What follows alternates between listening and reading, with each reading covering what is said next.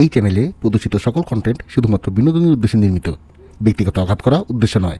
বাস্তবের কোনো চরিত্র, স্থান বা প্রতিষ্ঠানের সাথে মিলে গেলে সেটা অনভিপ্রেত কাকতাল মাত্র।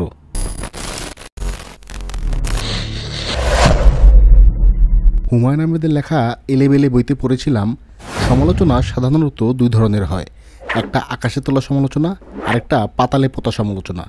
তবে সমালোচনা যেমনই হোক না কেন, ভবিষ্যৎ সংশোধনীর জন্য অবশ্যই সেটা ইতিবাচক দৃষ্টিতে দেখা উচিত। হুমায়ুন আহমেদের কথাটার বাস্তবিক প্রমাণ আজ আপনাদের সচক্ষে দেখাবো। বাংলা সিনেমার উন্নয়নে সরকার কিছু কিছু প্রজেক্টে আর্থিক অনুদান প্রদান করে, কিন্তু সব ক্ষেত্রেই সেটা কি অনুদান, নাকি কিছু কিছু ক্ষেত্রে সেটা হয় বলিদান? এই বছর এপ্রিলে মুক্তি পায় গিয়াসউদ্দিন সেলিম পরিচালিত কাজল রেখা সিনেমাটি। কাজল রেখা আমাদের কৈশোরের নানি দাদির মুখে শোনা এক রূপকথার চরিত্র। প্রায় 400 বছর আগে লেখা বাংলার রূপকথা ময়মনসিংহ গীতিকার কাব্যিক নাট্যরূপ এটি। এর আগেও কাজল রেখা নিয়ে তৈরি হয়েছে সিনেমা, তৈরি হয়েছে টিভি সিরিয়াল, এমনকি যাত্রাও বাদ যায়নি। বাংলাদেশের কিংবদন্তি এই রূপকথা নিয়ে তাই আমাদের এক্সপেকটেশনের কোনো শেষ নেই।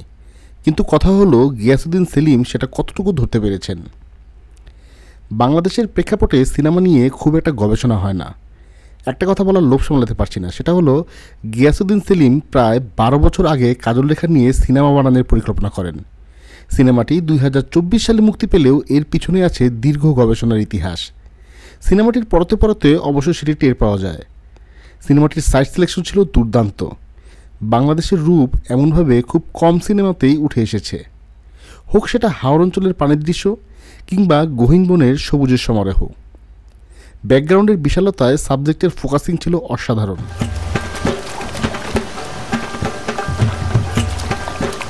মনপুরার পর এটা গিয়াসউদ্দিন সেলিমের আরেকটি মাস্টারপিস। সিনেমাটির কালার গ্রেডিং ছিল টপ নচ পর্যায়ের। এরকম মনোমুগ্ধকর রঙের খেলা আমরা দক্ষিণ ভারতের অধিকাংশ সিনেমা, বিশেষ করে মালায়ালাম সিনেমাতে দেখতে পাই। আর সিনেমাটা পানি, পাহাড় আর গ্রামকেন্দ্রিক হওয়ায় সবুজের সমারোহে চিত্রধারণটা সত্যি ছিল অতুলনীয়। কে তুমি সুন্দরী কন্যা, কোথায় তোমার ঘর, কিবা নামটি মাতা পিতার, কিবা নাম তো। আর সিনেমার সেট ডিজাইনও অনেকটা ভালো ছিল, যদিও অধিকাংশ ঘরবাড়ি নতুন মনে হচ্ছিল। আরেকটা ব্যাপার হলো অতিরিক্ত বাঁশের ব্যবহার, মানে শতকরা 90% সেট বাঁশ দিয়ে নির্মাণ করা হয়েছে।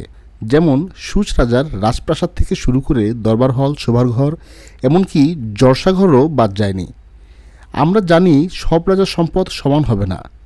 ভাটি অঞ্চলের সাধারণ একজন রাজা সম্পদের সাথে মুঘল সম্রাটের সম্পদের মিল খোঁজাটা বোকামি, কিন্তু তারপরেও তিতুমিরের এই নতুন বাঁশের খেল্লা খুবই চোখে লাগে। এক্ষেত্রে অন্তত সুরঙ্গ সিনেমার সেটগুলো অনুকরণ করলে বিষয়টা জমে একেবারে ক্ষীর হয়ে যেত। তবে কি এই সিনেমায় যা ছিল সবই ভালো? না, তা কিন্তু না। প্রথমেই আসে অভিনয়। সিনেমায় জাত অভিনেতা আর অভিনেত্রীতে ভরপুর ছিল। ইরেশ জাকের, শরীফুল রাজ, মন্দিরা চক্রবর্তী সবাই সবার সেরাটা দেবার চেষ্টা করেছেন, কিন্তু কোথায় যেন বারবার সুর কেটে যাচ্ছিল। মানে অভিনয়ের আবেগটা দর্শকের হৃদয় পর্যন্ত ঠিকমতো পৌঁছাতে পারেনি। একমাত্র কন্যা কাজল রেখাকে বনবাসে পাঠিয়ে চাঁদ সওদাগরের দুঃখটা ঠিক জমেনি। আমি তোর এখানে রেখে যাব। দুঃখ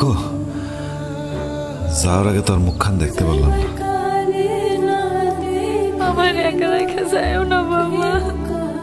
এখানে আরও কিছু ইমোশনাল দৃশ্য আছে যেখানে গল্পের আবেগটা ঠিকমতো প্রকাশ পায়নি।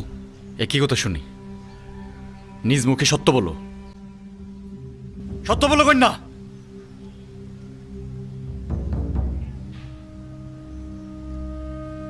স্যার শুনছো সব মিথ্যা রাজা।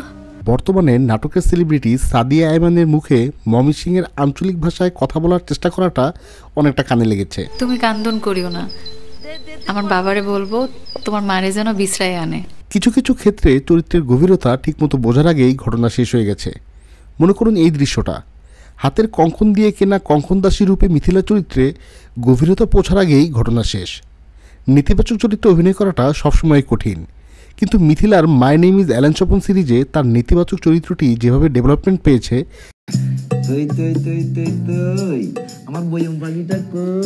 কাজল রেখায় তার ছিটে ফোটাও ছিল না।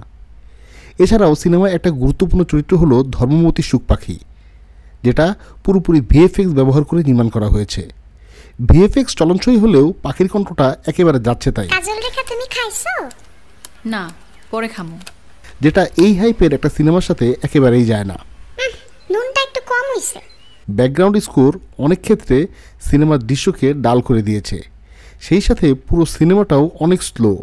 পরিচালকের এই যুগের দর্শকের ব্যাপারে আরও সচেতন হওয়া উচিত ছিল। সর্বোপরি এই সিনেমাটা বাংলা সিনেমার একটা সম্পদ হয়ে থাকবে। কতটা যত্ন করে একটা সিনেমা বানালে সরকারি টাকার একটি টাকাও যে অপচয় হয়নি সেটা যে কেউ দেখলেই বুঝবে। আমার তো মনে হয় গিয়াসউদ্দিন সেলিম নিজের পকেট থেকেও টাকা বের করতে কার্পণ্য করেননি।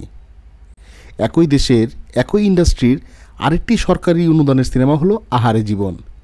ফেরদৌস পূর্ণিমা জুটির এই সিনেমা দেখলে মনে হবে সরকার এই সিনেমায় অনুদান না দিয়ে বলিদান দিয়েছে। একই মুদ্রার এপিট আর ওপিট, মানহীন স্ক্রিপ্ট, দুর্বল চিত্রনাট্য, হাস্যকর ডায়লগ, অপ্রয়োজনীয় দৃশ্য আর অতি অভিনয় দেখলে মনে হবে সিনেমার বদলে অ্যামেচার কিশোরদের করা নাটক দেখছেন। এই সিনেমায় অতিরিক্ত কোনো কমেডিয়ানের প্রয়োজন হয়নি, কারণ ইমোশনাল দৃশ্যগুলো দর্শক খুব উপভোগ করেছে। হাসতে হাসতে অনেকের চোখে পানি চলে এসেছে।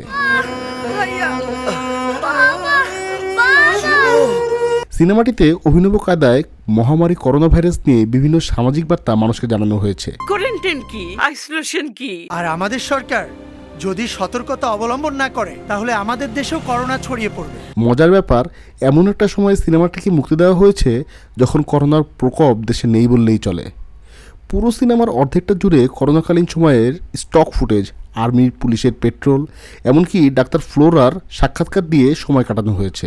একটা সময় যখন স্টক ফুটেজ সহ সিনেমার ফুটেজ শেষ হয়ে গেছে তখন একই ড্রামা বারবার দেখানো হয়েছে।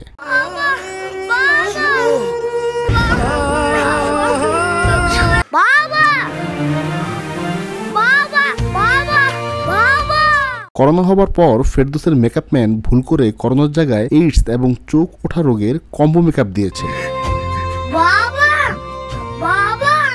শেষ দৃশ্যে করোনায় ফেরদৌস মারা গেলে তার ছেলে এসে বাবা বলে ডাক দিলে টিপিক্যাল বাংলা আবেগে আবার সে জীবন ফিরে পায়।